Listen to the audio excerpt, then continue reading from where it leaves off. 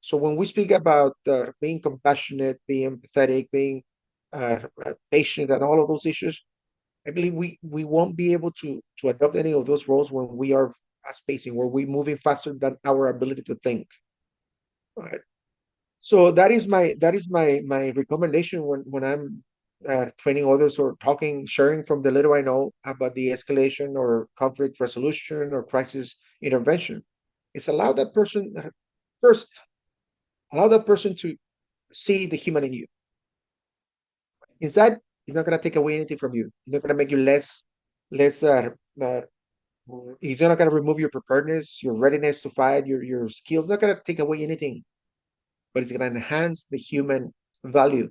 San Diego 911 emergency. You need to come right away. There's a man with a gun and it's loaded. Receiving emergency signal from 4 George 1141. We've got a white female down.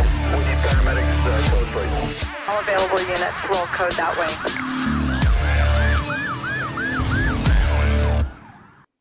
Welcome to the De-Escalation Conversations Podcast. With me today is just a really cool guy. Antonio Zarzoza is a police officer and an internationally recognized police trainer with over 2 decades of law enforcement experience.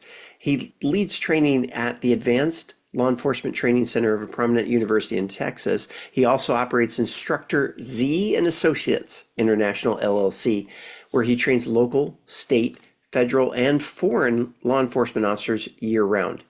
He's a sought-after conference speaker. He specializes in use of force, crisis intervention, officer safety, officer wellness, and instructor development. He's a published writer and author of a book titled Not Today, 260 Empowering Affirmations for Law Enforcement. That book is getting ready to be released, and it comes out on February 20th of 2024. So I'm super excited to be able to get a copy of that.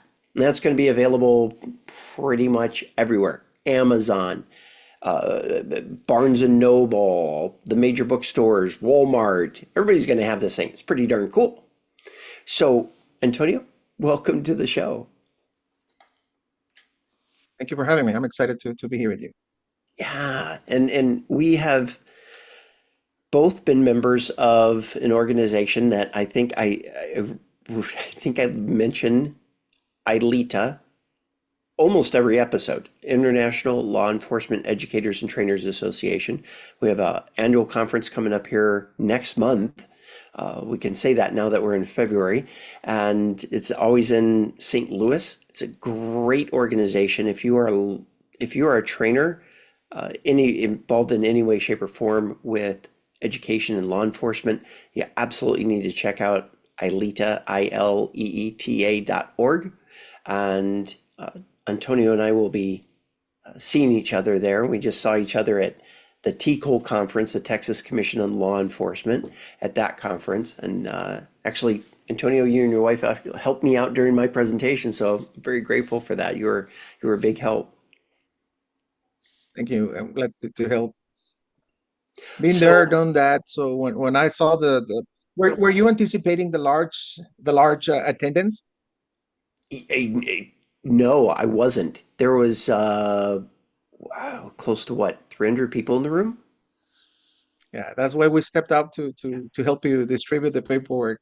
Yeah, you were great about that, and so thank you again.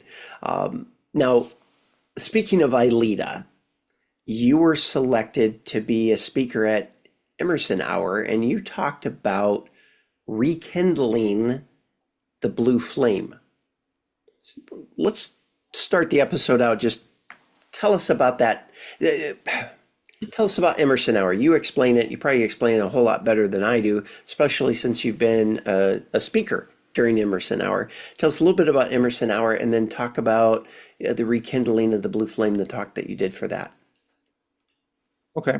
Well, taking from the description of what the Emerson Hour is on the internet for the association, it reads somewhere down the lines that every year the ILETA selects 6 premier trainers. That's the name they associate to this.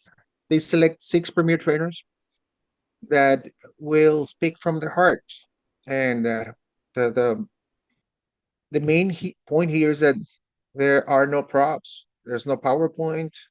There are no props. There's nothing. Is just speaking from the heart, and to a very challenging audience because you're talking to the cream of the crop and training internationally. So they select the trainers, but the very interesting point here is that when they call you to let you know that you have been selected, one of the unwritten rules is secrecy. You're not supposed to tell anybody about your your participation in the Emerson Hour.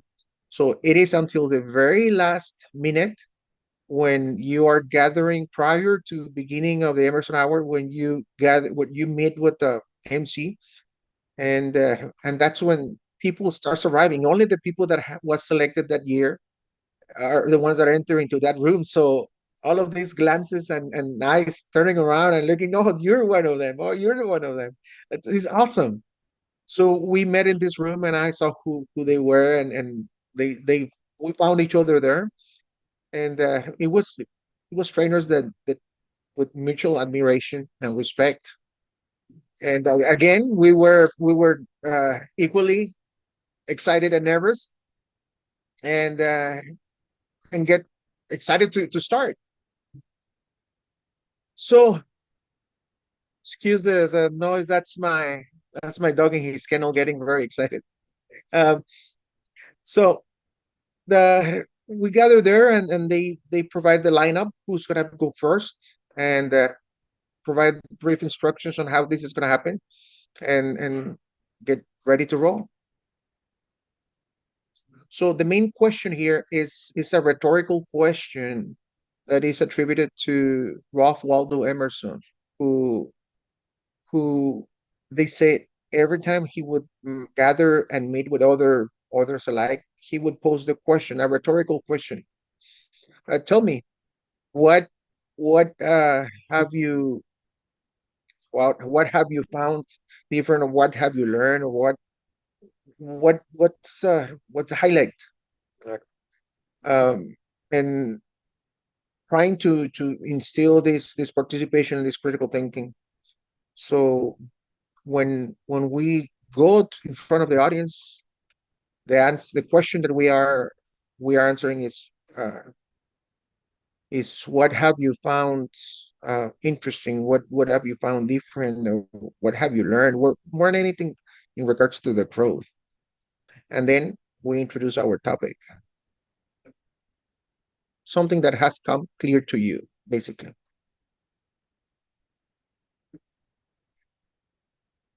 So, yes, tell me what's become clear since we last met. That's what it was. That's what it was. So, Yes, yes. you're answering this question, what has become clear since we last met? How did you decide on the topic rekindling the blue flame? Well, and that was on 2023 or 2022. I don't remember, but no, it was not last year. It was 2 years ago. Um, this was when we were the topics at the front were officer wellness, was the current state of affairs in the U.S. regarding this narrative of us versus them. The idea of sitting among within the circle.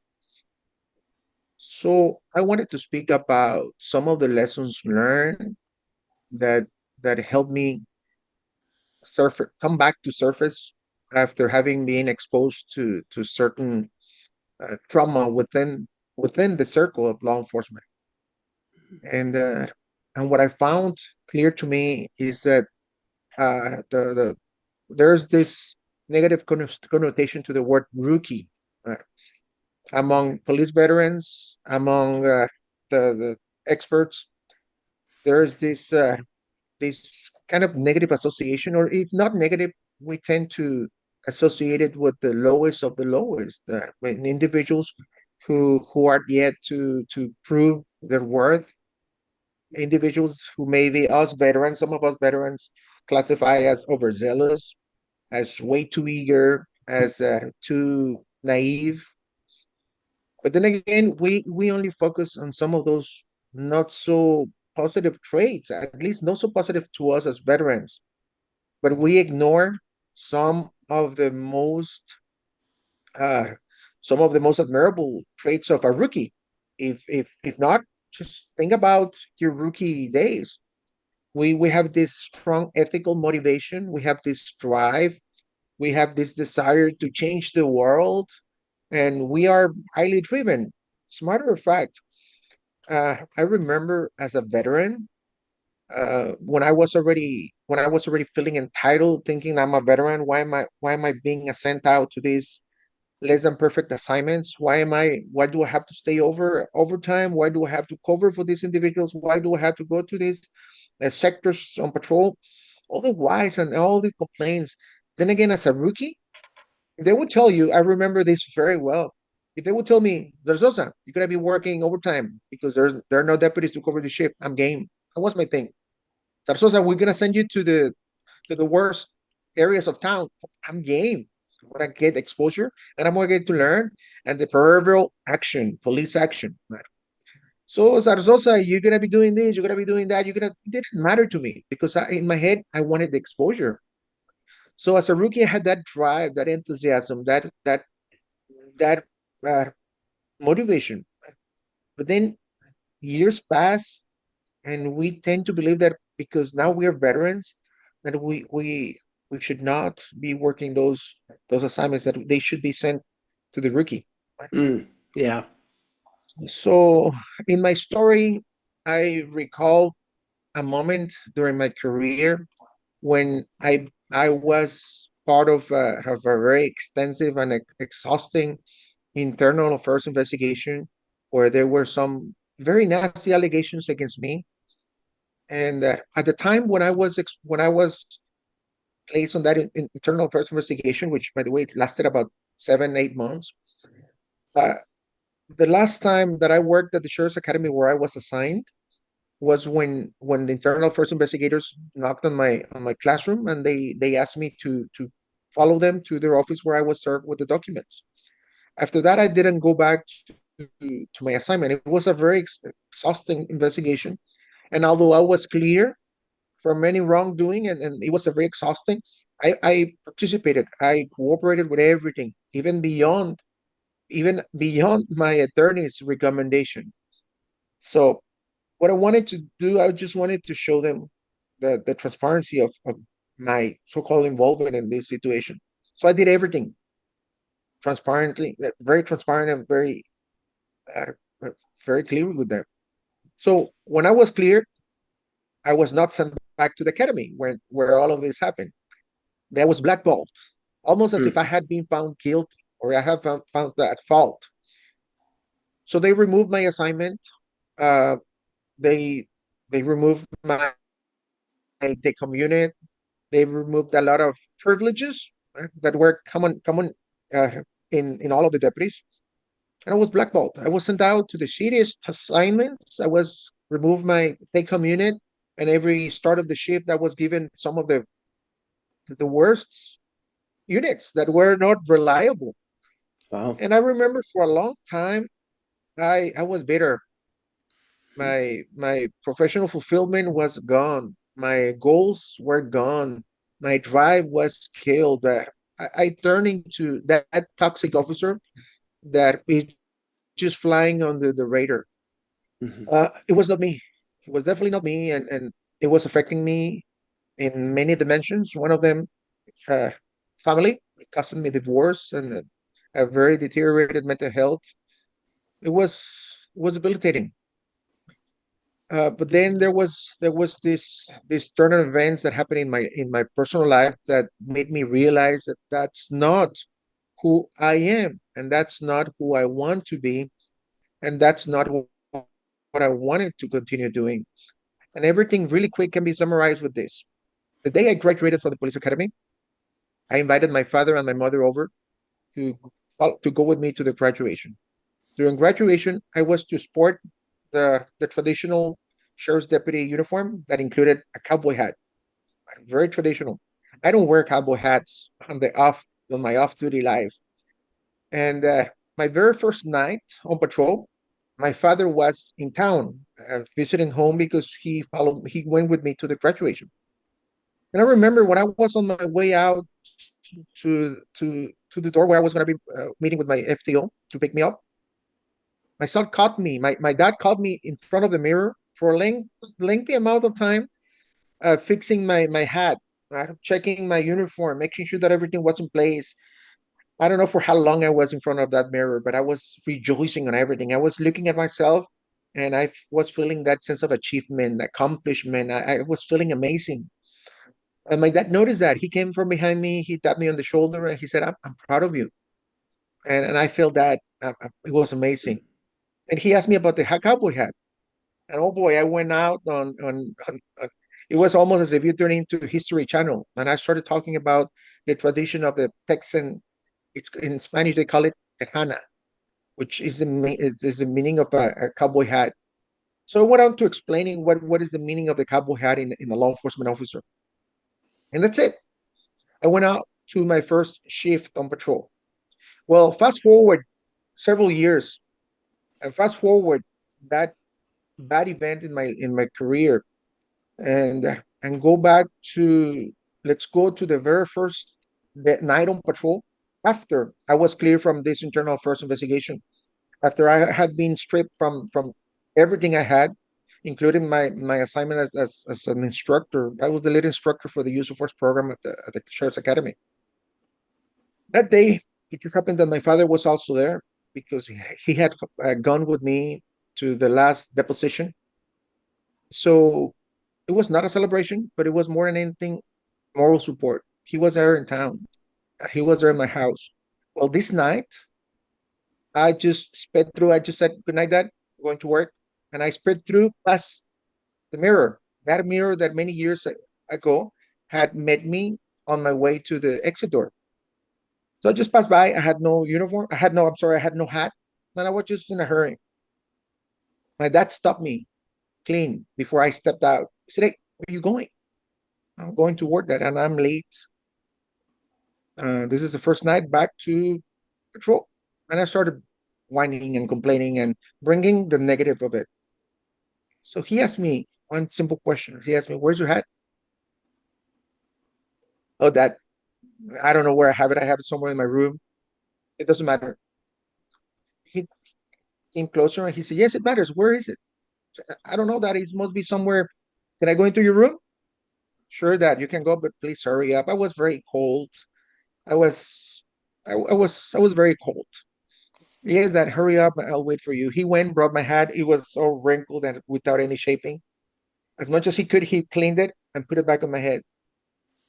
And he said, "Well, now you're ready to go to work."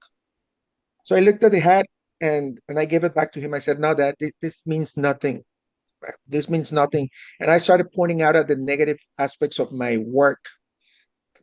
And he said, "No, no, no, no. What happened to you? Just it's behind whatever they're doing to you. It's a test. It's an opportunity to prove that you're better than that, as to fall to what they want how they want you to they want to see you." So he said, "Put on the hat and do me a favor." So I put on the hat. And he said, "Now what, Dad? I'm late." He said, "Turn around, look at yourself in the mirror, and do me a big favor. Close your eyes, take a deep breath, open your eyes. But when you open your eyes, I want you to look at the rookie that many years you that met me here in front of the mirror. I want you to look at that rookie. I want you to evoke the feelings, the sensations, the belief systems, and everything that was in your heart. That's first time that you looked at yourself in the mirror before you started your first tour duty. Evoke that, and ask that rookie in you. Ask him what would the rookie do? What would the rookie do in this position? Oh wow! It was it was a very transformational experience to me because it didn't matter how negative, how toxic I was, how bad I felt. I came to terms with the rookie in me, and I thought I'm failing that rookie. That rookie in me, I was failing him, harboring all of these negative thoughts, this toxicity. So I did that exactly that. I put on my hat, I cleaned it up, I remember I fixed my uniform. I had the uniform, but I was not wearing it with the same pride, with the same care for the grooming, for everything. So I started looking at myself and trying to evoke and rekindle that blue flame. That, that blue flame that sometimes is short-lived and is prematurely exhausted by FTOs, by trainers, by supervisors, by individuals that tend to see that rookie as overbearing and overzealous, and they tend to label them as, "Hey, just rookie, calm down, slow down." Why do we do that? Why do we do that? And again, the rookies become complicit to all of this because they don't like to be called rookies. So they kind of rush a period that I believe during my research, it is very it's formative, and it's that one that is instrumental in their professional growth. That's when they get the right molding, the shaping, and the right direction. And absent that strong support systems, rookies can be broken before they even start career. So uh, we're, I would say, we are fortunate to have great mentors along the way.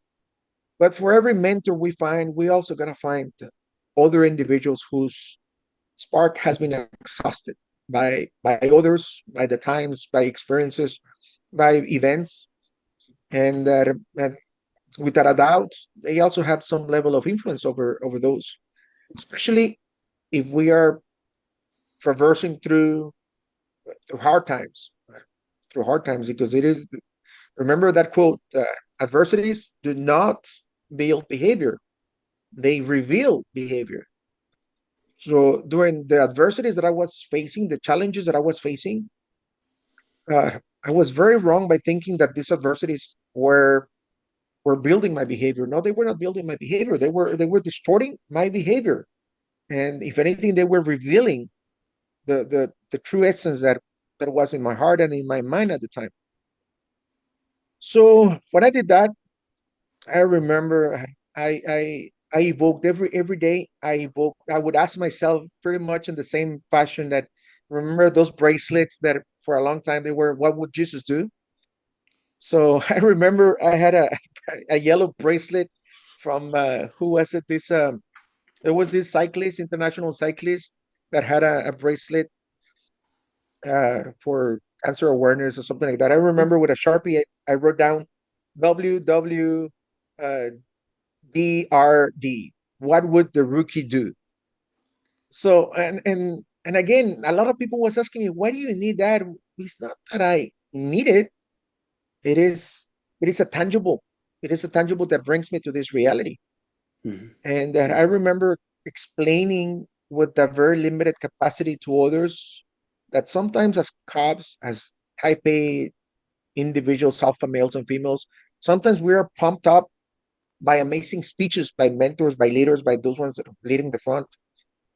And they pump you up, they amp you up, and they send you in that direction ready and eager to go. What about those moments, those battles, those challenges, those adversities when there is nobody, there is no voice to pump you up, to lead you? What are you gonna do? And we can recall all of these issues that our trainers tell us all the time, that we don't rise to the level of the occasion, we fall back to the level of our training, etc., etc. But let's bring it home. Let's focus on the organic sense of this. What when you don't have this voice leading you, pumping you up and inspiring and motivating you? Well, you're gonna have to find that inner voice, either here, or here in your belly to push you forward. Right? So my in my head, what I would do were affirmations. Use affirmation pretty much the same way. That's when you're gonna start your workout. Let's do it. Come on. Gotta go big or go home, or whatever you want to tell yourself to pump yourself. I have since I was a child, I was involved with Japanese martial art, traditional Japanese martial arts. And as you know, there are a lot of formalities. There are a lot of mystical formalities in Japanese, traditional Japanese martial arts. And and this is what I resorted to. So on my Emerson Hour presentation, my speech was about how to, and more than anything, the why, giving the audience a reason to believe, and empowering that rookie carcass that we feel we left behind. So I invited everyone to travel in time and look above their shoulder and focus on that empty carcass. Bring it over, dust it off, and then and rejoice in it and blend it. So my at the end, my call to action was, in one hand, picture the the rookie, that rookie in version of you, incompetent as hell, but highly motivated, driven, and enthusiastic. In the other hand, picture the veteran that you are now, that one that has reached a level of mastery, proficiency, competence, and excellence. So now blend them, put them together, put them together. What do you have? Well, you have, if we speak about semantics, we have a rookie veteran, the best of both worlds. You could have a very proficient, competent, and the individual has reached a level of mastery, but you also have that individual with the same or similar ideals as that one as of a rookie. So you're gonna have the best of both worlds. You're gonna have them enthusiastic. You're gonna have them highly driven with that ethical motivation that is very characteristics of us rookies. And more than anything, is gonna rekindle that blue flame. So what is the benefit? Well, the benefit is to enhance professional fulfillment, and if anything, mitigate burnout. Burnout that is very characteristics in this field. Right? And and it worked for me. I don't remember in talking to others. I remember others coming up to me trying to emphasize how bad my agency turned their back on me, how bad they did me. But I would correct them. I would correct them, not to defend my office, not to defend my agency, but to defend my stance. So I corrected them. I would tell them, "Oh, I'm not going to allow that to define me." I was making the mistake of allowing that to define me, and it was affecting my performance. It was affecting everything. But it was something that I could control. It was something I could control. And I was focusing so much on the things that I could not control. And I was completely neglecting those areas that I could control. So control I did. I regained the control over those areas, rekindled the blue flame, and and and there was nothing they could do to kill my spirit. I remember they were trying to send me to really bad assignments, giving me very bad units in very bad shape, and making me work on my days off, canceling my vacation time, doing all of that. But they would always see me after that. They would always see me whistling. They would always see me positive, optimistic. So so there was a point where they gave up.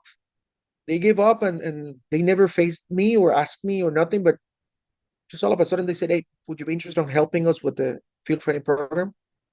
Would you be interested in helping us with training? Would you?" Slowly they started again uh, noticing what I was doing.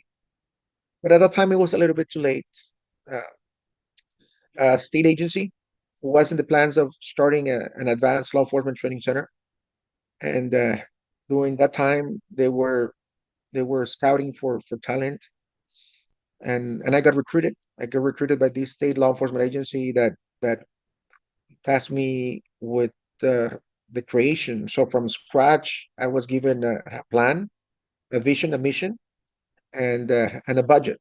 So so I took over that assignment, and I left the sheriff's office. I worked to my very last day, and to my very last day, they saw me cheerful, they saw me positive, they saw me optimistic. And every time someone would ask me about my experience at the sheriff's office, I would always tell them it was an amazing experience, great people, great lessons, and try to not bring so much focus on what they did to me. What they did to me, I'm not denying the reality. Right? I'm not denying the reality. Right? I believe it's the first step to that solid resilience. This is to recognize the realities and then mate to what's next. So I left the sheriff's office, and I moved on to this other agency, and up to this day I'm still full-time employed with this agency, which, by the way, with their authorization, I'm able to operate Instructor Z Associates International. They're very supportive. So that was, in a nutshell, in a long and lengthy nutshell, what the my speech was about. What a great way to capture and just encapsulate that whole thing of rekindling the blue flame and how that all came about. Thank you for the background on that. That is awesome. Now, you've been teaching. You made reference to your teaching assignment that you got pulled from this new teaching that you're doing at the Advanced Law Enforcement Training Center. How how did you get drawn to teaching? What was the journey for you as you were, a new police officer and decided to go down this route of additional duties, and how did all that work? Well, when I started my career in law enforcement, I started like everyone from the bottom as a detention officer, working at the jail. Later on, I moved on to patrol deputy. I did my time as a patrol deputy, and then while working as a patrol deputy full time, I was also assigned, or I was also tasked with teaching or delivering the defensive tactics and use of force training program for our deputies. But it was a part time. My main primary assignment was that one of patrol deputy, uniform patrol deputy, and I was also helping at the academy. Because I became an instructor when I was a corrections officer. So when I moved on to patrol, I was assisting part time. But uh, the assignment, the training assignment, became overwhelming to the point that it was affecting my patrol assignment. My patrol assignment was affecting my scheduling in training, and the training was affecting my scheduling on patrol. So the sheriff decided, at the time, well, we're using you a lot over here and over here, and I believe you already did your time here, and I believe we can capitalize on your contribution here at the academy. So he appointed me full time at the academy. So I went on to work as an instructor at the Sheriff's Academy. It was about, maybe I worked about 4 or 5 years. During that time, I was doing different courses. I was use of force. So when I was teaching there, I had without knowing, I had some individuals who were coming from up north here in Texas, North Texas. They were locals. They were police officers from other states. They were not locals. They were coming from other state, and they were in class. As far as I knew, they needed to take several advanced courses. One of them was the instructor course, and other courses that were mandated by the Texas Commission on Law Enforcement. Again, I didn't know who they were. All I knew is that they were in a suit, they were not in uniform, and they were no locals. Well, it turned out that these individuals were the individuals who were tasked with the creation of the Advanced Law Enforcement Training Center. One of them was the new chief of police for, back then, our legacy institution was the University of Texas Pan American. So that new chief had, without knowing, was in my class for several weeks at a time, and then I'm assuming he saw something that he liked, and that when all of this happened at the sheriff's office, he had tried to reach out, but I was not at the academy anymore. So he reached out while I was not at the academy anymore, and he would invite me to go deliver some classes to his agency, and I would do that. I would do that on the side from my employment at the sheriff's office. So I was a vendor, actually. I was a vendor of, before I became a full-time employee for, in this case, for the university that I work with now, or work for. I was a vendor providing training by contract. So when they finally decided to move forward with the creation of the Advanced Law Enforcement Training Center, that's when they called me. They said, "You know what? You're already a vendor." Or probably they did the math and they said that this sucker is going to be cheaper if we bring him on board. So they brought me on board, and they said, "Okay, this is your task, this is your mission, this is our vision, this is what we're going to be doing." And they've been amazing. They've been very supportive of my side business, and very supportive of my efforts there and my participation with Ailita, and that that led to a continuation of professional growth within the training community. But I was already an instructor prior to coming over to the Advanced Law Enforcement Training Center. There was just it was a lapse of time after that incident. When I was cleared, they did not send me back to the academy. I was sent to the lowest realms of patrol at the time, and Yeah, it was that could later be that that can be really frustrating when that happens. And it sounds like you love the attitude that you adopted, which is they're going to see me cheerful, and they're not going to. I'm not my terminology. I'm not going to throw my sucker in the dirt and let them yeah, see that. And that's kudos because that speaks to your character. It really does. And let me shift gears just a bit. You and I have talked before about interaction between the public and the police. And since this is a De-Escalation Conversations podcast, when we talk about de-escalation, we talk about how do we approach people, how do we truly communicate with them. And I remember something you said one time to me. You said the significance of a robust and transparent introduction, like the first words that you say to somebody when you're introducing yourself. And whether that's standing in front of a classroom, a classic training situation. And I presented on this at T-Cole, and we talked about it then as well. Good morning. My name is Antonio, and I'm pleased to be here. Thank you for having me. And I've been a police officer for X number of years, and I worked these assignments. And today we'll be discussing, and everybody zones out. Everybody's more of the same. because they're not as, and most of them start checking their phones and they're like, okay, well, I got 5 minutes until he's done talking about himself, because you have said nothing at that point that's interesting to them. You've talked about stuff that's interesting to you.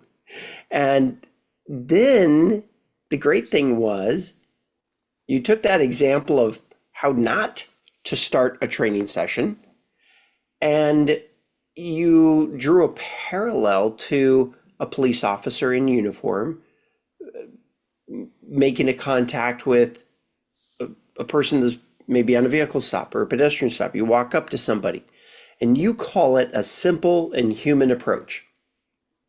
Yes, yes, And so and tell I us use more about that introduction, how you think that should be done. okay. So see, it's not an analogy or a metaphor. It's just like you call it, is a parallel dimensions, right? As a trainer, when I start my classes, especially if I'm training other instructors, I tell them, do not do the same thing that everyone else is doing. Tell everyone, when you do the same thing that everyone else is doing, you're working by default, right? Mhm. You're working by default. Hello, my name is Antonio, and today we're going to be doing this. I'm delighted to be here, and today the learning objectives are this, and everyone does that. There's nothing that makes you unique, and I spell it out as YOU, unique. Something that is directly related to your talents, to your charms, to everything that is you. Right? So, what is it that your audience sees? Your audience sees more of the same, right? More of the same. And this coupled with the bad PowerPoint design is a recipe for disaster. You arrive, start a class like everyone else is doing it. You have a boring, insipid PowerPoint design that more than design is decorated. It's a recipe for disaster. So this term of death by PowerPoint, I believe, speaking with the lingo of a post-pandemic issue, death by PowerPoint has been eradicated. I believe that the community has been uh, is immune to that now. I believe that I mean, using a little bit of humor, the phenomenon to worry about right now as trainers is not death by PowerPoint, because at the mere sight of death by PowerPoint, our audience, what do they do now? They just zone out. All they have to do is just pull out their cell phone and disconnect. Physically, they're going to be present. They're going to be checking on the box that says they were in training, they were exposed to training, but there's no really return on investment. So they zone out. They check on their Facebook, Instagram, TikTok, whatever they need to do, and they zone out. So I believe That by PowerPoint is not the issue. The issue is suicide by PowerPoint. Suicide by PowerPoint and suicide by a substandard quality of training, right? That starts wrong and the wrong foot when you start the same way everyone else is starting. So shifting to police contacts and interactions with the public, regardless of is a traffic stop on the side of the road or is a dispatch call or is a self-initiated activity, and whether it's a victim, a suspect, a witness, doesn't matter. Right? I believe that your introduction pretty much resembles your class opener. If your class opener seems to be extracted from a script, cold script that bears no real anticipation, and is highly uh it's just more of the same.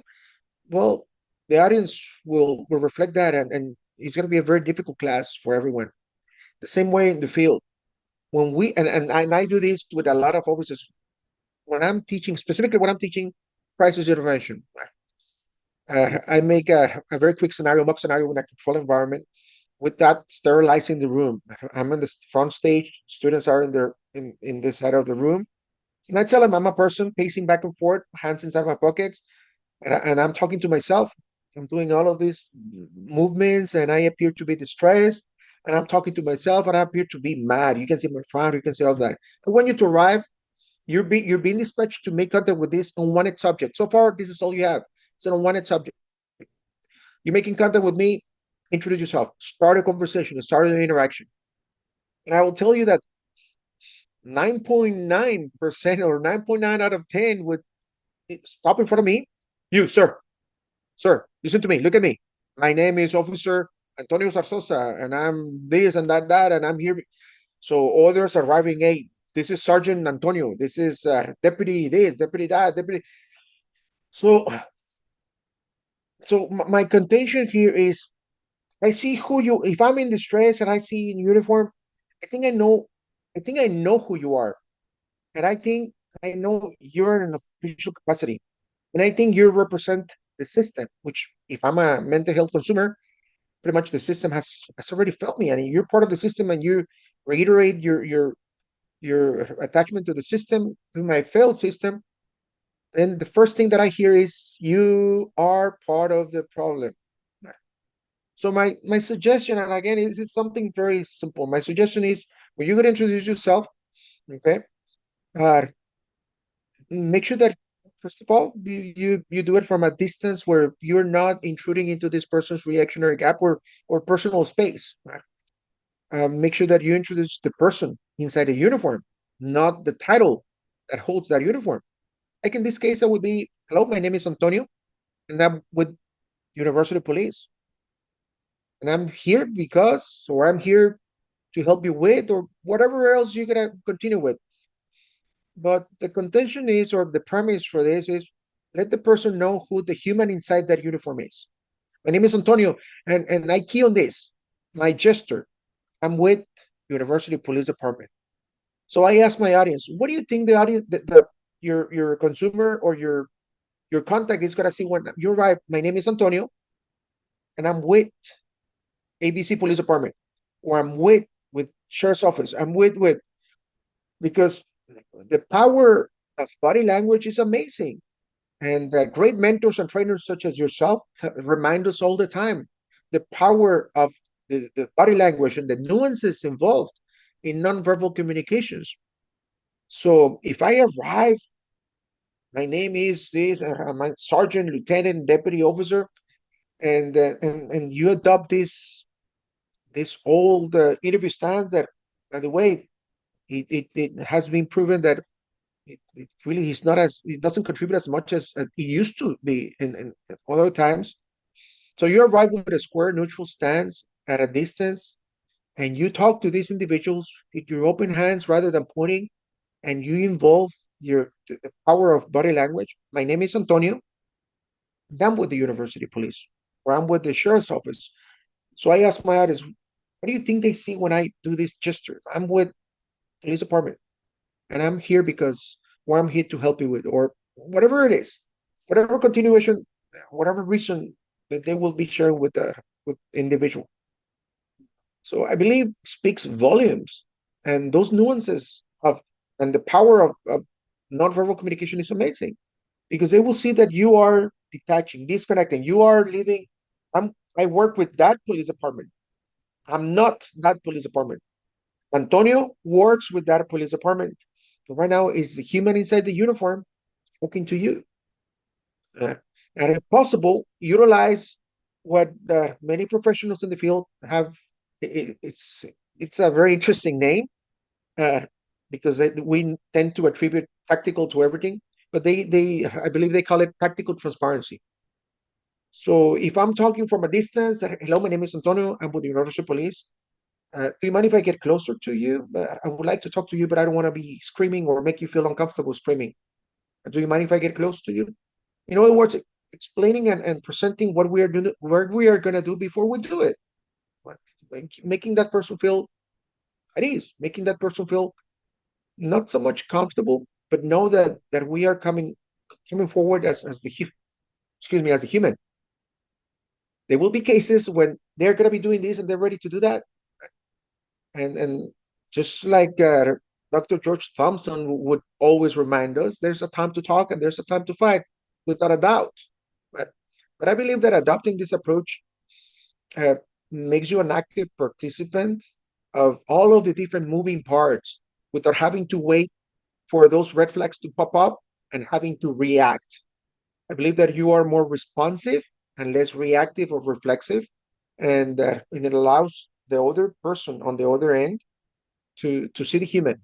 Right? So when we speak about being compassionate, being empathetic, being patient, and all of those issues, I believe we won't be able to adopt any of those roles when we are fast pacing, where we're moving faster than our ability to think. Right? So that is my recommendation when I'm training others or talking, sharing from the little I know about the escalation or conflict resolution or crisis intervention. It's first allow that person to see the human in you. My name is Antonio. I'm with this police department. Inside, it's not gonna take away anything from you. It's not gonna make you less. It's not gonna remove your preparedness, your readiness to fight, your skills. It's not gonna take away anything, but it's gonna enhance the human value inside the uniform. That's my belief, and I've used it. So when I'm teaching this concept, I share several videos that I was able to capture during my time as a police officer on the road, where I don't just preach it, but I show them, look, this is what I did, and it works. And I make them aware that at the beginning it's gonna sound artificial, it's gonna sound plastic, perhaps it's gonna sound as a script, but it's not a lengthy script. It's something that the more you do it, the more unconsciously competent you become. My name is Antonio. It's something very natural. My name is Antonio, and I'm with Universal Police.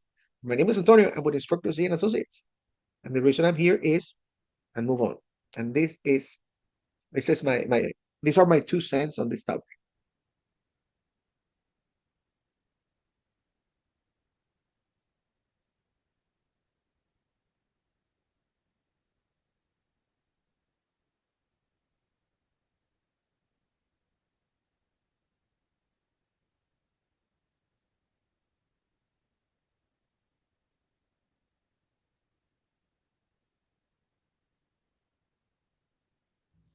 So everything that you're saying, I totally agree with. And the beautiful thing about it is I have a shared experience in that when I worked traffic division for a good portion of my career as an accident reconstructionist sergeant, we made a lot of traffic stops. 20, 25 a day would not be unusual. And what I stumbled on one day is before I knew about the neuroscience that we teach at IDEA now, the neuroscience, personality science, and core human drivers. What I did was I walked up to the car one day, passenger side approach, driver was clearly angry. And I said, just in a real calm voice, I said, is everything okay? And just a complete shift in demeanor. And driver said whatever he said, but there was just like this release and all of the tension, all of the anger went away. Yeah, I'm just frustrated. I'm running late for work. Da da da da. Okay. My name is Kerry. I'm a sergeant with the San Diego Police Department. And the reason I stopped you is because you were like kind of driving all over the place and changing lanes real quick and cutting in and out of traffic. I just want to make sure everything was okay with you. Like, yeah, I shouldn't have been driving that way. And the interesting thing about the 8-step traffic stop procedure is taught nationwide. You go over to Tennessee, they're taught the same thing. Go over to California, taught the same thing. Texas, Kansas, it doesn't matter. Everybody's taught the same thing. Sergeant Mensior, San Diego Police Department. The reason I stopped you is because you were speeding, driver's license, registration, proof of insurance. And there might even be a please in there somewhere, but probably not. And you know that we teach executive state and survival state. And that 100% of the time the driver's in survival state when you stop them, which is why they say and do things that they know is stupid, but they still do it. Because like you said, they're reacting, they're not responding. And so when you take your approach that you're recommending that we do, whether it's on at a training or on a traffic stop or a pedestrian stop or a radio call, doesn't matter the situation. When you personalize it, when it's a human being, what you're doing is you're telling the fear center of the brain, I am not your enemy. Because enemies get officious. Enemies are neat, neat, neat, neat, neat, neat. Here, you're wrong for this, you're wrong for that. Enemies do that. Friends don't. And what's funny about the brain is, because I've had some cops go, I'm not going to be their friend. They're a gang member. It's not that you have to be their friend. You just don't have to be their enemy. Because the brain doesn't make a differentiation. The brain goes friend or enemy. That's it. Friend or foe. And if you're not a foe, if you're not an enemy, that means you're a friend to the brain. And the fear center calms down. So everything that you're talking about is perfect. Whether you're teaching, you got to open up their brains, got to get the prefrontal cortex turned back on. And if you're dealing with the public, you absolutely want their brain turned on so they don't make bad decisions. So I love everything that you said. And the other thing that you had said to me that one time, you talked about a genuine connection being crucial to police-citizen interactions, a genuine connection. Because again, you're coming from that human to human level, and I really appreciate that you brought that up, because you clearly have seen the benefits of that on the road, doing your job as a police officer. Yeah. Right. Yes, and you see it. Then again, you will always have officers contesting this and labeling as a typical hug a dog. And I tell everyone, this is not doesn't mean that you're gonna hold hands with the other party and sing kumbaya together. It just means that this is a term that I got from my dear father. He would always tell me whenever I was losing my cool or whatever, he would always tell me, son, you're better than that.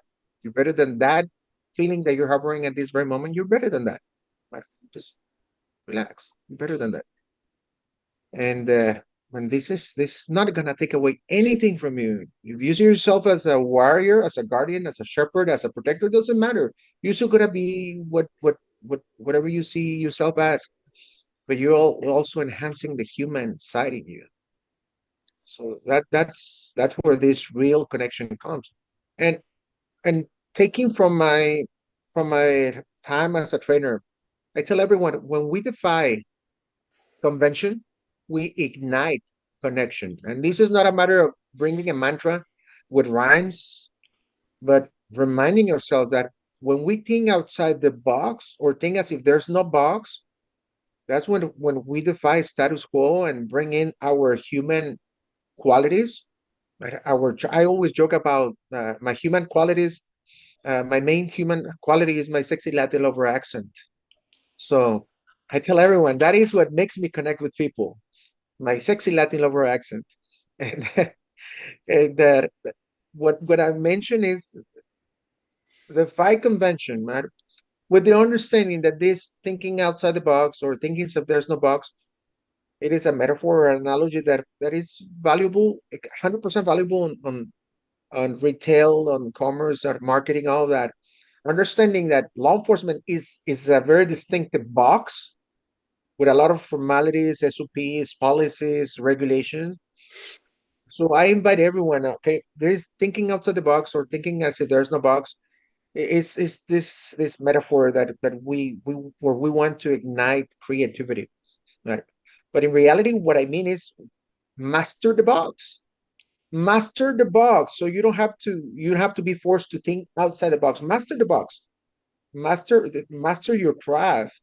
Develop yourself, challenge yourself, renew yourself, reshape yourself, and stay in constant growth. It's law enforcement thinking outside the box. Sometimes, yeah, we can become creative, but we don't want to circumvent the systems. So I tell everyone that maybe the law enforcement version of thinking outside the box is master the box and apply creative thinking within the box, within the SOPs, within policies, within everything that entails that rigid box that we belong to. Right? So, but yeah, this is these are some of the insights that I bring uh, in a way where I compare field context with law enforcement training. Yeah. Well, you certainly do bring a lot of insights from your designing PowerPoints course, which is very, very popular, to you do a ton of training on a wide variety of different subjects, and you're bringing your wisdom to the people that really need that. And that's really darn cool of you. So, folks, in the show notes, you'll have the way to reach out to Antonio, and it's super simple, instructorz.com, and there's a hyphen in between instructor and the letter Z.com. So, and it's just that simple, instructor hyphen the letter Z.com. That's the website where you can reach out to him. It'll be in the show notes. If you're driving, don't worry about jotting it down. You can get to it later. And Antonio, thanks for being on the show today. I truly appreciate it. And thanks for bringing your insights and your wisdom. It's always enjoyable to have a conversation with you, and I just really appreciate your time. Thank you. Muchas gracias. De nada. So, folks, if you're looking for de-escalation training that's unique in the sense of we cover just on 3 pillars: neuroscience, personality science, core human drivers. Everything that we teach has a white paper behind it. Everything's scientifically validated. It's evidence-based training. Please check us out at TheIdea, TheIdea.world, not .org or .com, but .world, TheIdea.world. If you're a first responder, a K through 12 school teacher, we have training that's specially developed for you to help you calm an angry person in 90 seconds or less. Folks, until next time, please stay safe. You found a lot of great value in this episode of the De-Escalation Conversations podcast. Please be sure to go to our website, theidea.world, TheIdea.world. On that website, just click on the link that resonates with you most. If you're a K through 12 educator, if you're a firefighter, medical services, law enforcement, flight attendants, whatever industry you're in, we have specialized training for you. So check that training out, because literally it can save your life, it can save your relationship, it can save your career. So check out theidea.world. I'll look forward to seeing you soon. Take care. This is Kerry Mensior, and thanks for watching this episode of the De-Escalation Conversations podcast. I hope you got some great insights that you can use right away. But don't stop here. Click that video link above and keep the momentum going with another powerful episode. And hey, if you haven't already, please hit that like button and the subscribe bell so you never miss an episode. New strategies, new stories, and new ways to connect coming your way every week. See you in the next episode.